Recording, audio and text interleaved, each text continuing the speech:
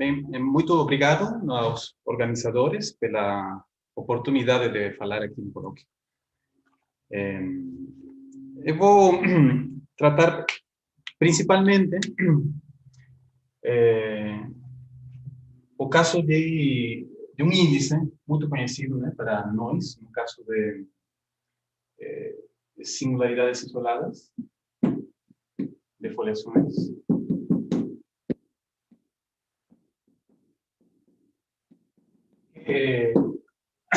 No caso, é a foliação gerada por uma equação do tipo, desse tipo aqui, onde essas funções são holomorfas, né? Ou também pode ser entendido como a foliação definida por uma forma, né? A forma...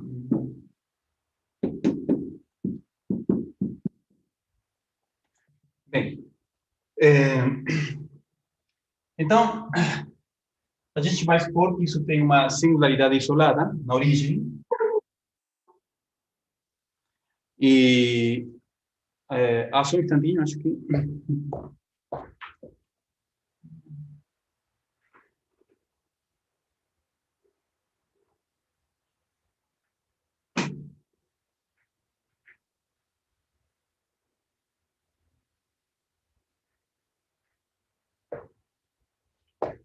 Tá.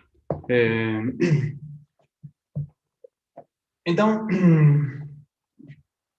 nesse caso, não? Quando a gente define a foliação por uma forma, tem a definição do índice de Camacho-Osat que eu vou lembrar rapidinho. Depois, no final, eu vou voltar a ela para explicar um pouquinho melhor quando der a ideia da prova. Tá? Mas, em geral, esse índice está associado a uma separatriz. Então, uma separatriz, vamos dizer, vai ser uma curva irredutível, em princípio, invariante pela foliação, o que algebraicamente significa que você pode fazer uma fatoração dessa forma, né? A forma aqui pode, ou um múltiplo da forma, pode ser expressa assim.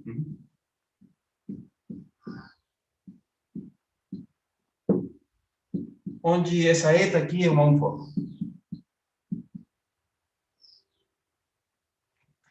Tá, mas geometricamente isso aqui quer dizer que a curva é invariante pelo campo, né? Ou pela foliação. Então, nesse caso aí, você pode definir vários índices, mas eu vou focar especialmente no índice de Camacho-Osat, que é definido da maneira seguinte, né? É certamente associado à foliação, o que eu dou por entendido, e associado à curva, né? A curva S, e associado ao ponto singular também. Mas vamos colocar assim, que a foliação é F, a separatriz é S, e o índice é calculado no ponto singular, na origem nesse caso, e isso aqui é dado por essa fórmula. Eta sobre B, e vamos colocar isso aqui, onde isso aqui é uma curva simples, positivamente orientada, dentro da curva irredutível. É uma curva, vamos dizer, se a separatriz S é um disquinho, né, já que é irredutível, singular, essa aqui é a origem, então estou pensando aqui nessa curva. É um resíduo, né, na verdade. Ok. Depois eu vou voltar a tentar entender esse índice, incluso porque eu vou dar uma ideia da prova depois, então vai ficar claro por que a gente define isso assim. O que quer dizer isso? Bem, então, os exemplos mais simples, onde você calcula esse índice, é o caso das singularidades simples ou não degeneradas. Vou colocar o exemplo linear. Vamos pensar na foliação F lambda, definida pela forma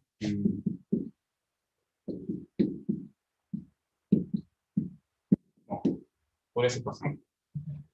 Singularidade linear, né? Então, nesse caso aqui, a foliação tem duas separatrizes, ok? Tem duas separatrizes, que são os eixos, ok? Os eixos, e você tem que o índice de Camacho-Sat da foliação em Finlândia, vamos dizer, na curva Y, o eixo X, e lambda.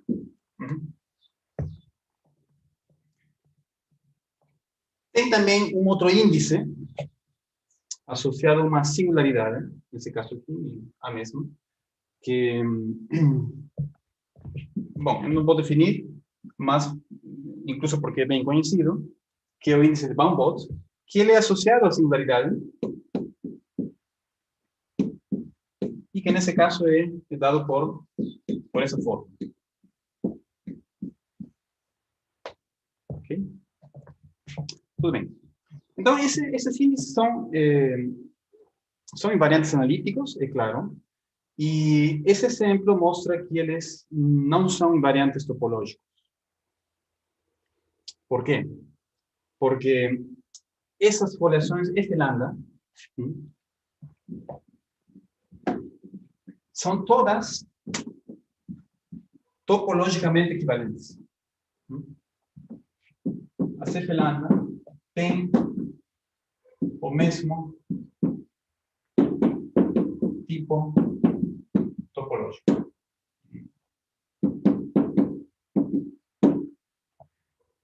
Claro que aqui, para que isso seja certo, tem que botar aqui lambda complexo não real, que seria o caso hiperbólico. Então, aí, nesse caso, elas todas são topologicamente equivalentes, porque, de fato, elas são cones de uma foliação na esfera. Né? Bom, elas são equivalentes por um homeomorfismo. Mas, é claro, sendo o mesmo tipo topológico, os índices são diferentes, né? Depende do lambda. Então, esses são índices que não são invariantes topológicos, como sim é, por exemplo, o número de Newton, não? Que nesse caso é 1. Tudo bem. Então, o teorema, né, principal seria o seguinte.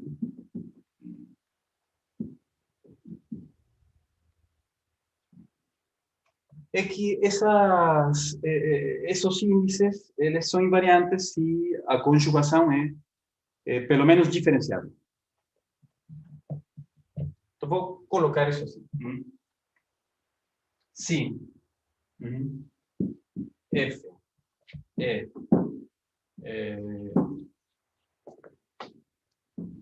aqui conjugado a efetivo por um difiomorfismo. Aqui a gente tem que colocar mais uma hipótese, que é que o difiomorfismo tem que preservar a orientação, que preserva a orientação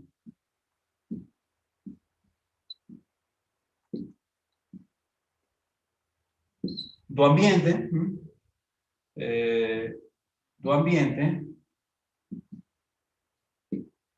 e das folhas.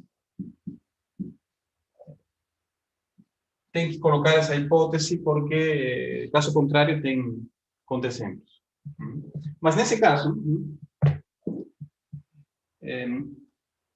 o índice de Camacho-Sat, os índices de Camacho-Sat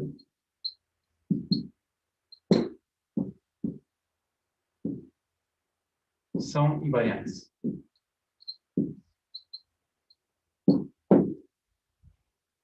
Claro, especificamente, isso quer dizer que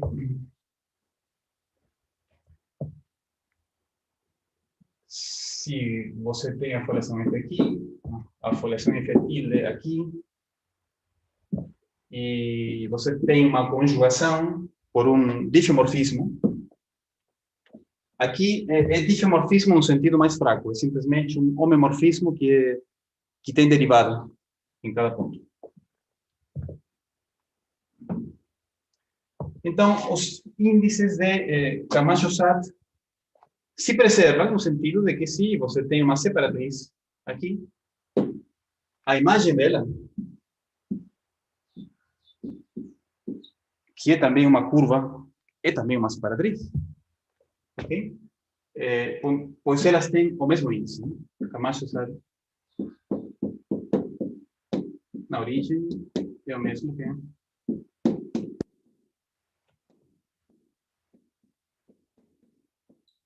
para toda separatriz. De fato, essa definição do índice de Camacho-Sat pode ser estendida. Na verdade, a definição que eu coloquei não precisa. Funciona também para uma separatriz que não é irredutível. Né? Funciona para curvas invariantes reduzidas. Você consegue estender essa definição, depois você bota nesse ponto, mas isso vale da mesma forma. Né? Ok. Isso tem um corolário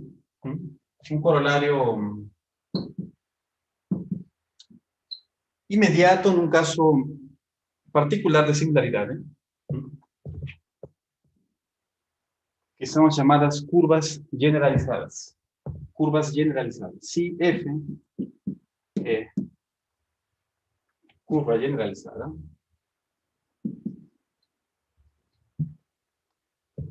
nestas mesmas hipóteses. Então, como corolário, você tem que o índice de Baum-Bott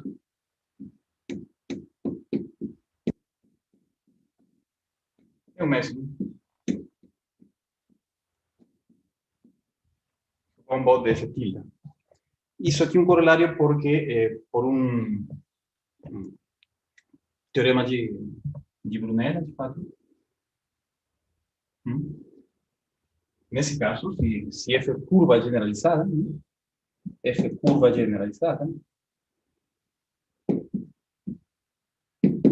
então vale que o Baum-Bott de F coincide com o Camacho-Tau, o índice de Camacho-Tau da foliação no conjunto total de separatrizes. No caso, coincide com o Camacho-Tau de todas as separatrizes de F. Isso que é claro, isso precisa de uma... De fato, o teorema de Brunella funciona ele para foliações não dicríticas. Nesse caso, o conjunto de separatrizes é finito, você junta elas todas numa curva reduzida e tem um índice de Camacho-Sat. Isso aí coincide com o Baum-Bott. No caso dicrítico, tá? Tem uma extensão também, mas você tem que usar aqui, já que tem infinitas separatrizes, você usa uma amostra de separatrizes bem selecionada, que é conhecida como conjunto balanceado de separatrizes, e você estende o teorema de Brunel. Isso é um resultado de Rogério Imó e Arturo Fernandes. Então, de qualquer forma, a invariância do índice de Baum-Bott por difeomorfismo é uma consequência da invariância dos índices de Camacho-Sat. Então, por isso que eu vou focar nesse caso aqui, da invariância do índice de Camacho-Sat. Isso aqui é um corolário. E depois agora, o que acontece para foliações as singularidades mais gerais, não? Se esse índice é de fato não invariante por homomorfismos, mas a pergunta permanece se é que ele é invariante por difeomorfismos. Consigo provar também que ele é invariante para classes maiores de foliações, não curvas generalizadas. Então, eu acredito que seja invariante. Mas talvez o problema mais simples para conseguir responder a isso seria essa pergunta aqui, o problema. Que é o caso da célula não. Vamos dizer que se ela é uma célula não,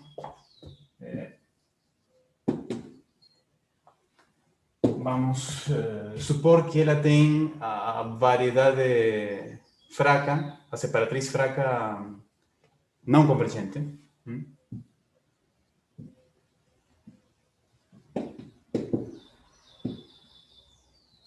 Não convergente.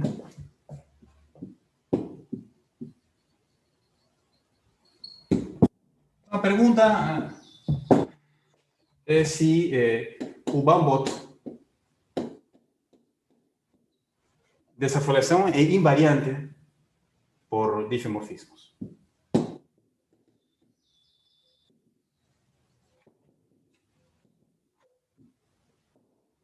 Por conjugações que sejam difeomorfismos, né?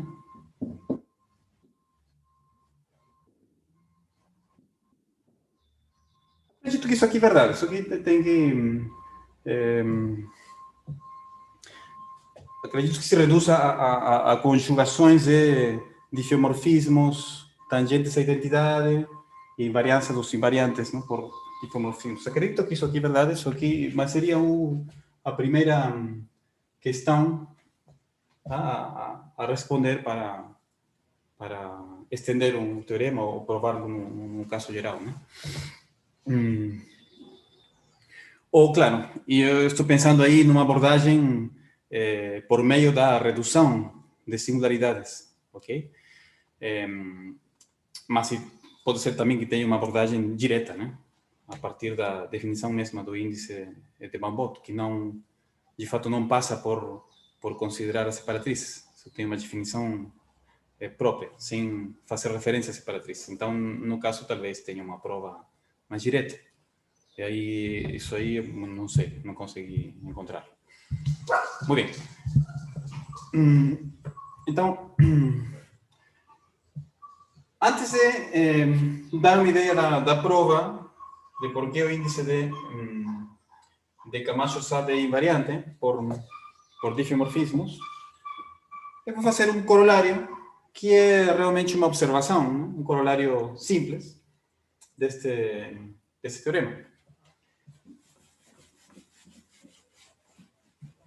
Que tem a ver com rigidez de foliações de grau 2 no plano projetivo. Bom, tem um teorema clássico, né, de Ilyashenko, que diz que a foliação polinomial, uma foliação polinomial no plano genérica, ela é rígida, ok? E tem um resultado um pouquinho mais forte, mas que vale somente para foliações de grau 2, que eu vou lembrar aqui. Isso aqui é do Ilyashenko.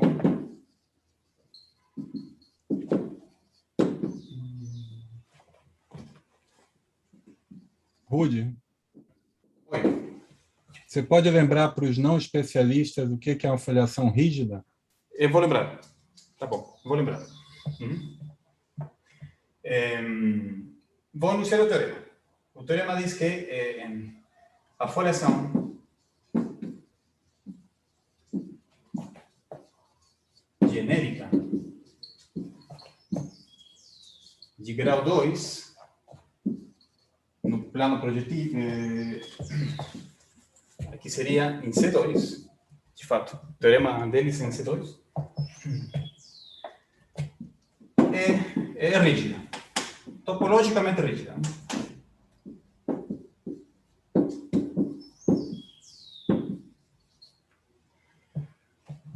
Ok. Então, de fato, o que eles mostram, baseado num resultado de Alcides, é o seguinte: se F é foliação genérica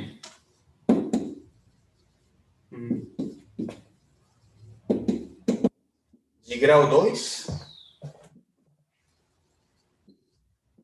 Então, existem, no máximo, 240 foliações que são topologicamente conjugadas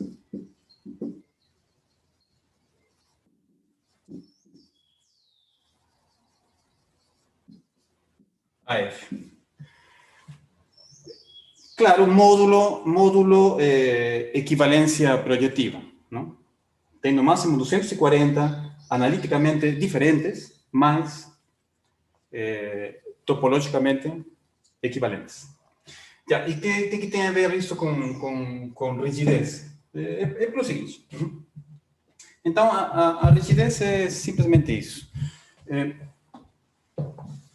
Isso aqui é uma noção recorrente em um monte de áreas da matemática, né? Que você tem um objeto, vamos dizer, vamos considerar uma família de foliações. Com o parâmetro, por exemplo, ele variando no mais simples num intervalo. E vamos pensar que essa família é contínua. A ver, se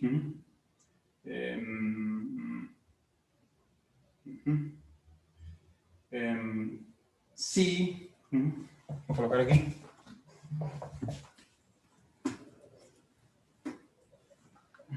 Vamos colocar aqui. Seja F ser uma foliação qualquer. Ela é topologicamente rígida se acontece o seguinte. Antes, uma deformação, vamos colocar aqui, topologicamente trivial de F0 é uma família FT de foliações, vamos colocar assim, 0, 1, tá ok?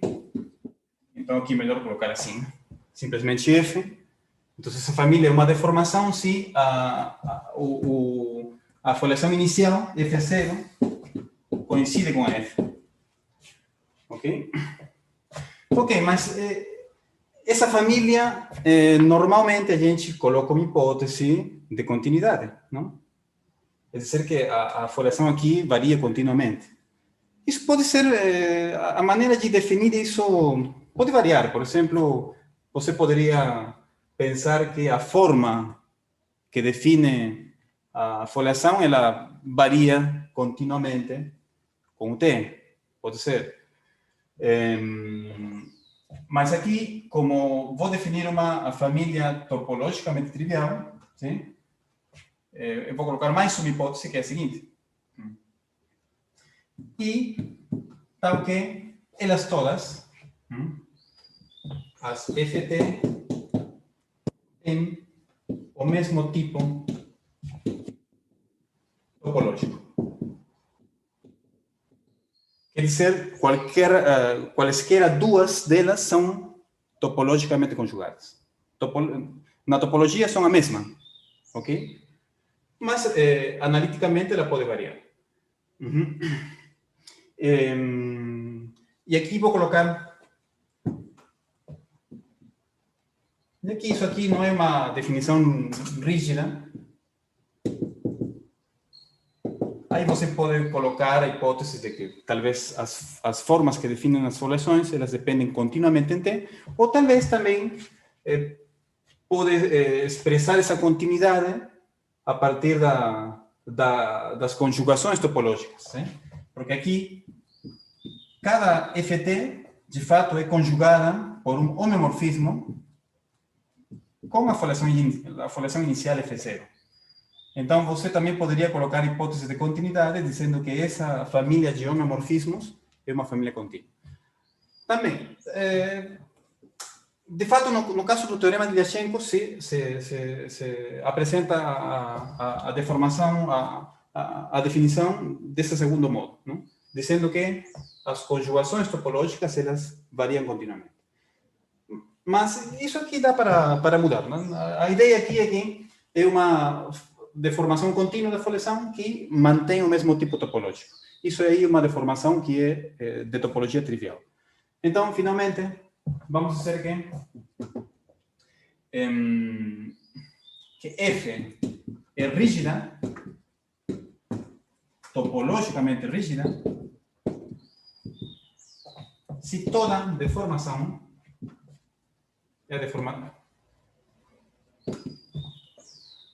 toda deformação topologicamente trivial, perdão, toda deformação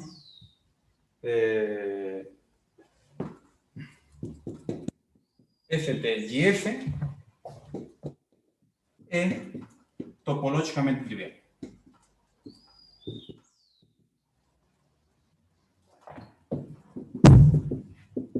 Bom, de fato, eu também teria que teria que definir simplesmente o que é uma deformação. Mas uma deformação é simplesmente uma família, sim? Que varia continuamente.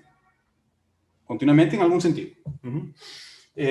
O sentido que a gente, que de fato se aplica a esse teorema é do ponto de vista topológico, ok? Que cada elemento aqui da família... não, aqui nesse caso não precisa. Você bota qualquer sentido de continuidade, por exemplo, do ponto de vista das formas. Então, você pode pensar que é simplesmente um caminho contínuo no espaço de foliações, ok? Então,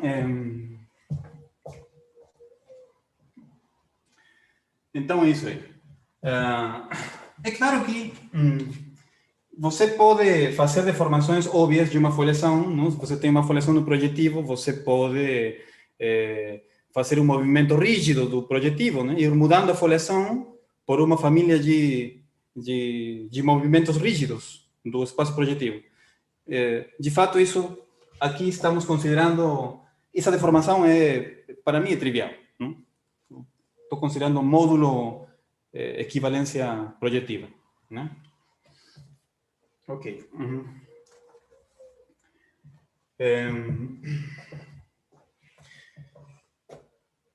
Então, aqui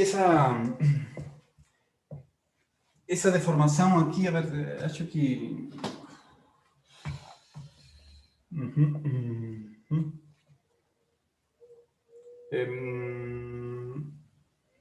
Não, estou colocando aqui uma coisa que não é certa, não? Toda deformação...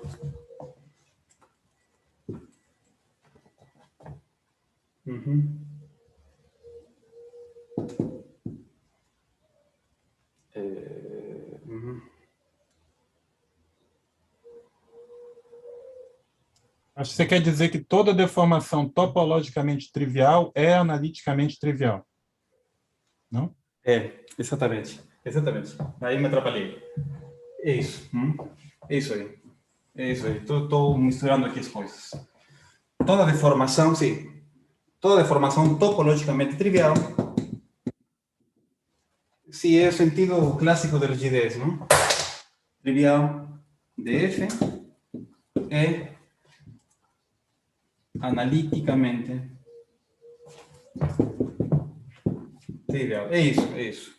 Quer dizer, se essa deformação, essa família tem a mesma topologia, então as foliações são a mesma, salvo um movimento rígido do espaço. Obrigado. Me atrapalhei com isso. É isso mesmo. Então, bom, e aqui já fica claro por que isso aqui é um teorema de rigidez, né? Porque, a ver, então, se eu deformar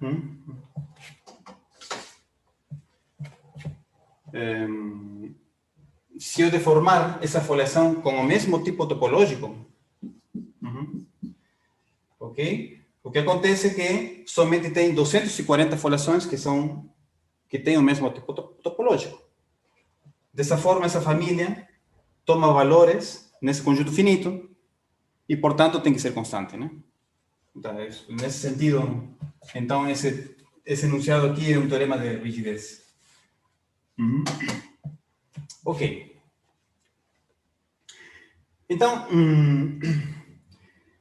o que acontece com esse teorema? O que acontece é que ele é um teorema para foliações do plano, foliações polinomiais, de fato, do plano. Então, aqui a gente está falando de sistemas genéricos dessa forma.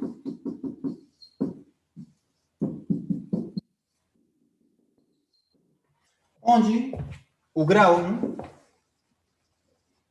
grau de A e grau de B, o máximo entre eles, é 2. Então, se você pensar em sistemas desse tipo, genéricos, então vai acontecer isso, ok? Mas aqui tem uma questão interessante, né? É que a gente estuda, de fato, não, também foliações no projetivo, ok? Cada foliação polinomial no plano, ela estende a uma foliação no projetivo, ok?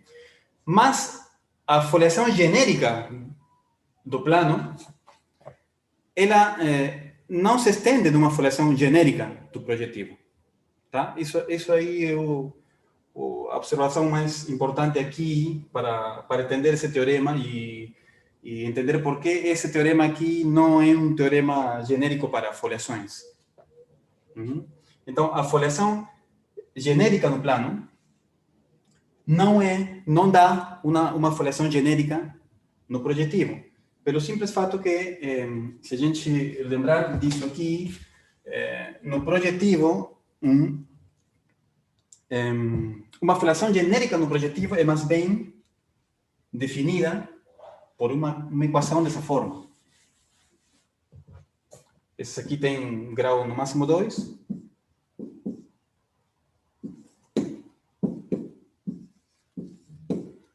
Onde esse aqui é um polinômio de grau 2. Homogêneo, de fato. Isso aqui, homogêneo de grau 2.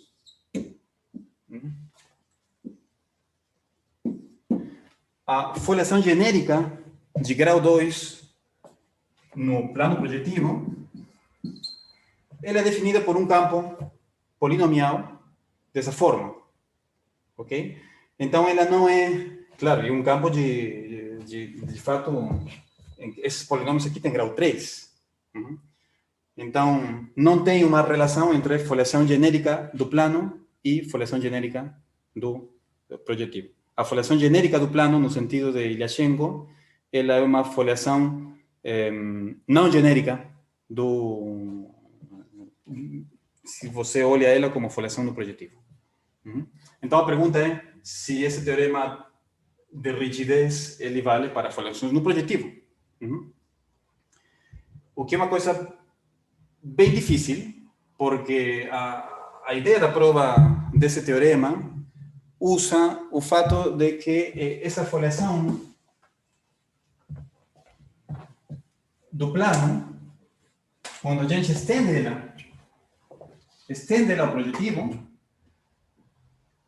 então, ao redor da reta do infinito, no projetivo, de fato acontece que essa reta do infinito é invariante. Esse é aí o assunto. E, por outro lado, a gente sabe que a foliação genérica no projetivo não tem curva invariante, né? Mas essas foliações polinomiais genéricas no plano, quando elas se estendem, dão uma reta invariante no infinito. E você tem um número de singularidades no infinito aqui, simples. E acontece que a dinâmica global da foliação é concentrada na holonomia dessa folha. Ok? Então, você reduz o teorema a um teorema de rigidez de grupos de difeomorfismos locais do plano, já que a holonomia disso aqui é um grupo aqui. Aí você tem teorema de rigidez, por exemplo. Então, o teorema se reduz, então, ao teorema de que o grupo genérico, a aqui nesse conjunto é topologicamente rígido. Tá. Mas então, basicamente, então, um teorema sobre rigidez de difeomorfismos em dimensão 1. E o que você faz se quer estudar a foliação genérica de CP2? Nesse caso, não tem curva invariante, então não tem como aplicar essa técnica. E, bom, de fato, não sei se tem alguma técnica para isso. Isso é um problema muito complicado. Mas aqui a gente pode ter um corolário muito particular que funciona somente em grau 2, porque pelo seguinte motivo, que por um teorema de Alcides, Neto, em grau 2, sim, a fibra genérica da aplicação de Baum-Bott, sim, ela é finita, isso é importante, e de fato ele calcula o número, o tamanho da fibra genérica que dá esse número aqui. Isso quer dizer o seguinte: se no projetivo as foliações de grau 2, elas têm, genéricas, elas têm 7 singularidades. 7. Se você fixar os índices de Baum-Bott, então você tem aí, se é genérica, você tem 240 foliações com esses índices de Baum-Bott. Esse é o teorema de Alcides, e que de fato esse é o teorema que usa o teorema anterior, né? Então, você consegue mostrar rigidez se você mostra que os índices de Baum-Bott são invariantes. E claro, já mostrei no início, sim, com aquele exemplo, que os índices de Baum-Bott, eles não são invariantes por homeomorfismos, não tem chance nesse caso. Aqui, a foliação genérica tem singularidades que são de fato simples, não? Podem ser singularidades do tipo, depois de uma mudança de coordenadas, do tipo que coloquei antes, né? Assim. Mas o índice de Baum-Bott não é uma invariante local por homeomorfismo, não é? Então, se fosse, então você teria o teorema de rigidez. Por quê? Voltando aqui. Uma foliação que seja topologicamente equivalente a essa, em particular, em cada ponto singular você tem uma equivalência topológica. E se o índice de Baum-Bott fosse invariante, você teria que os índices são os mesmos. E se os índices são os mesmos, pelo teorema de Alcides, só tem um número finito de foliações que você pode ter aí nessa jogada, né? Então você tem rigidez. Mas não vale para homeomorfismo, mas vale para difeomorfismo. E então o corolário é imediato, né?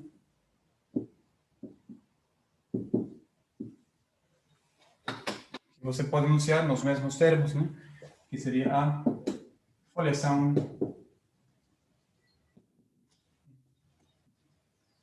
genérica grau 2 do plano projetivo é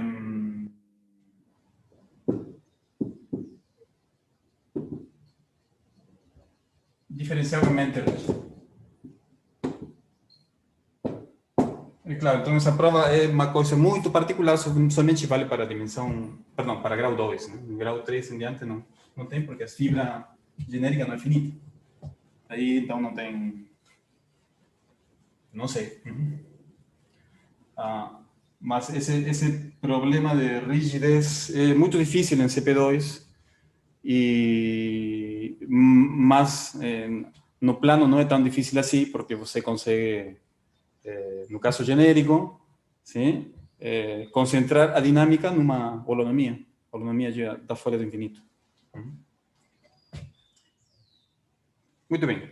Então, eu vou dar uma ideia da prova, que é bem simples. de fato. Uhum.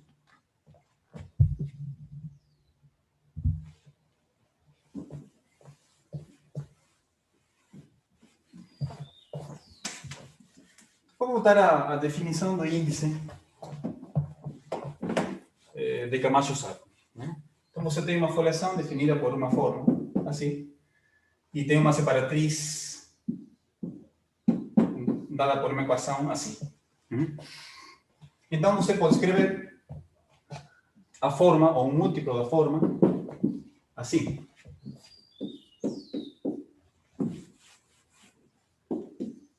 Isso aqui é uma forma.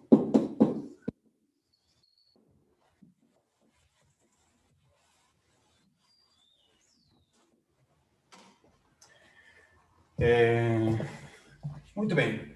Então, vou fazer um desenho aqui. Vamos supor aqui que a separatriz é uma... vou pensar que é irredutível, ok? De fato, vou pensar aqui no desenho que é o eixo X, por exemplo, ok? Tem um eixo, tem outro eixo, aqui, isso aqui, a separatriz.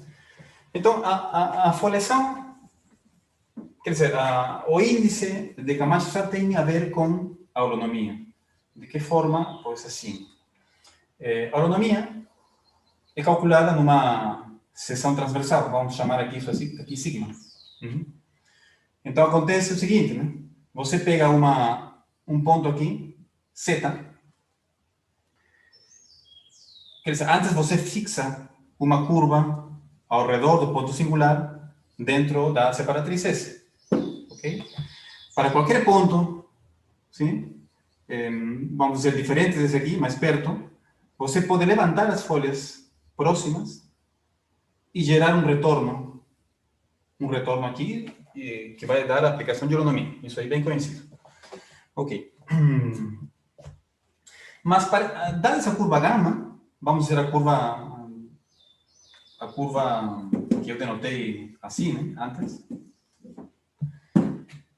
Para cada ponto aqui em cima, você consegue levantar gama.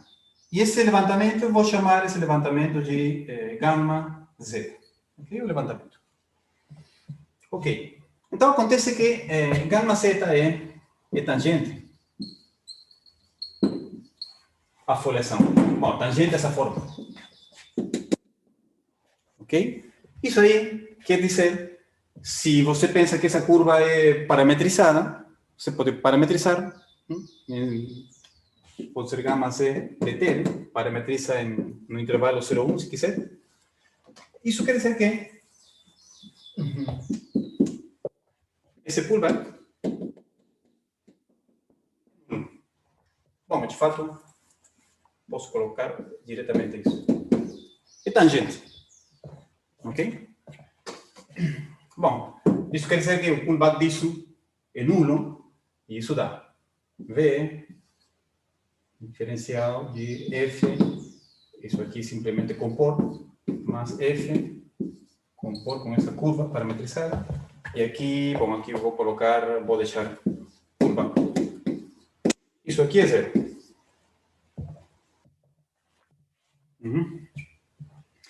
E isso aqui dá, finalmente, isso aqui.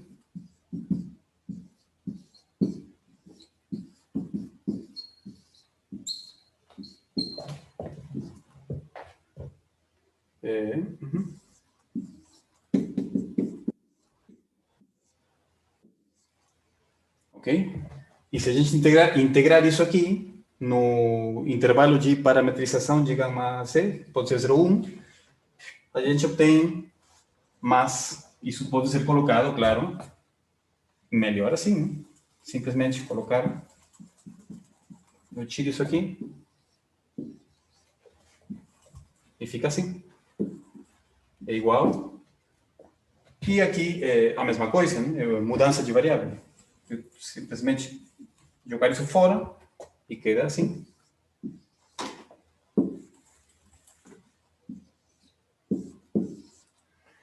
Claro, aí você coloca finalmente essa constante. Constante aqui. Isso aqui é o índice de Camacho-Osado. Bom, não é o índice de Camacho-Osado de fato, porque o índice de Camacho-Osado é quando você coloca aqui gama. Lembrando que gama é a curva dentro da separatriz. Essa gama Z é uma aproximação da gama, que está numa folha vizinha. Tá? Mas aí você pode pegar um limite. Se você pegar o limite, então, finalmente, o que você está mostrando aí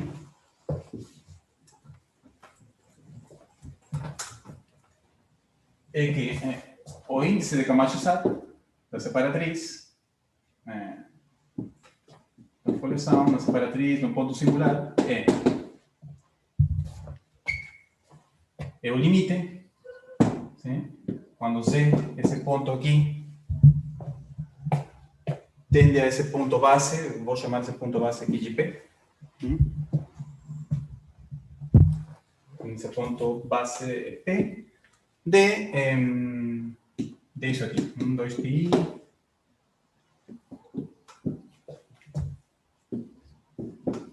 Isso aqui, que é a mesma coisa que, como a gente encontrou aqui, que é isso aqui. df sobre f.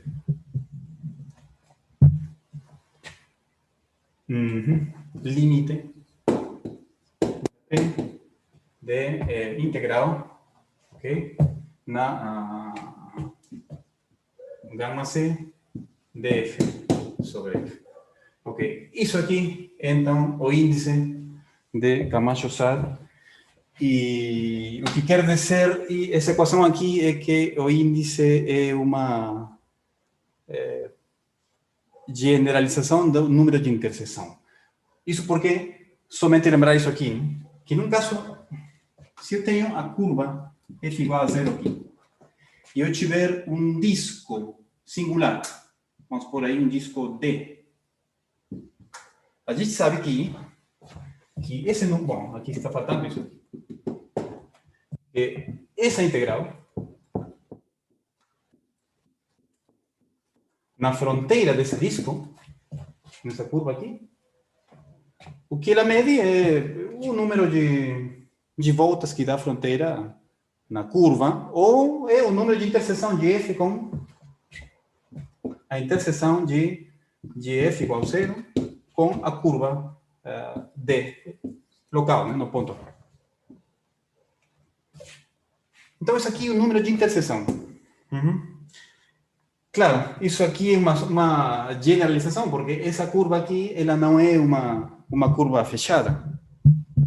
Acontece que essa curva não é fronteira de um disco, ela é uma curva que vai, retorna e ela é aberta.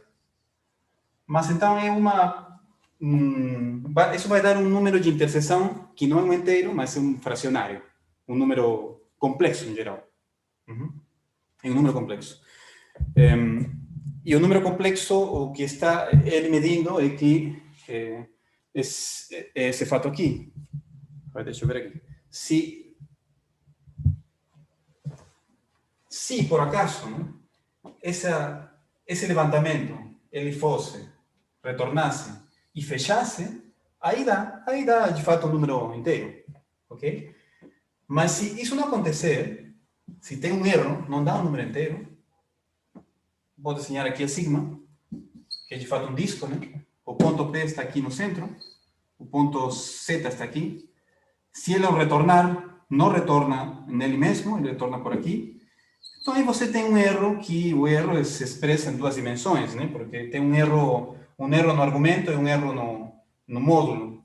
Por isso que esse número de interseção dá um número complexo.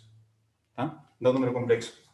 E, claro, basicamente tem a ver com esse ângulo, tem a ver com o quociente entre esses módulos. Tá. Mas aqui está a ideia da prova. É que a gente sabe que se isso fechasse, esse índice de Camacho-Sato é nada mais que um índice de interseção, um número de enlace. E que da topologia a gente sabe que isso é invariante por homomorfismos. Ok? Então aí não teria nada que provar. Mas como bem aberto, aí você tem um erro. Então o teorema de invariância do número de enlace, você aplica, mas tem um erro, mas esse erro está todo ele jogado, resumido aqui no que passa nesse retorno, quer dizer, no que passa com a holonomia. basicamente, se a holonomia fosse holomorfa, por exemplo, então aí você tem que a holonomia preserva os ângulos, né?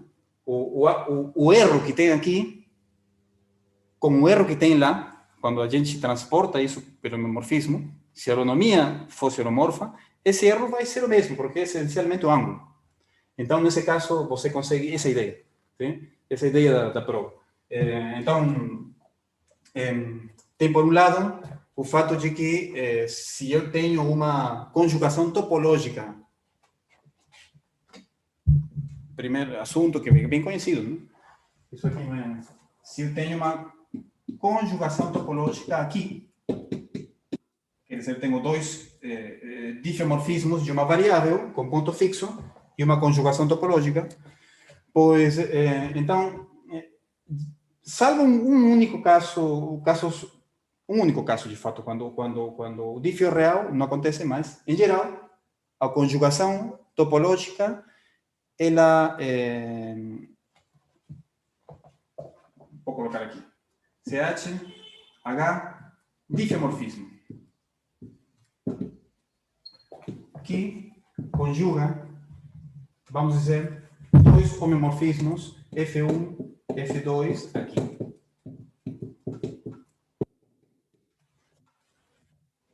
Claro, você pode ter homeomorfismos, aí a questão é que, de fato, por exemplo, no caso de dois difeomorfismos hiperbólicos, você pode ter uma conjugação que não vai ser difeomorfismo, e esse é justamente o problema. Mas se é difeomorfismo, então acontece aí, salvo um caso patológico, que a gente tem que provar a parte, vai ser a prova à parte, mas não dá muito problema também, o que acontece é que essa derivada é complexa. Né? O difeomorfismo é somente difeomorfismo, mas no ponto, na origem, ela tem derivada complexa. E, finalmente, é o que a gente precisa, porque ao ter derivada complexa no ponto, os ângulos vão ser invariantes. Então, aí, os dois erros, nesse caso e nesse caso, são o mesmo. E, finalmente, o teorema da invariância é simplesmente a invariância do número de enlace, que é um teorema de topologia. Então, essa aí é a ideia da prova. É realmente bastante simples, somente entender essa relação que tem entre o índice de Camacho-Sad e a holonomia. Isso aí é o ponto importante da prova. Depois é simplesmente a invariância do número de enlace. Bom, tudo bem, então eu vou ficar por aí.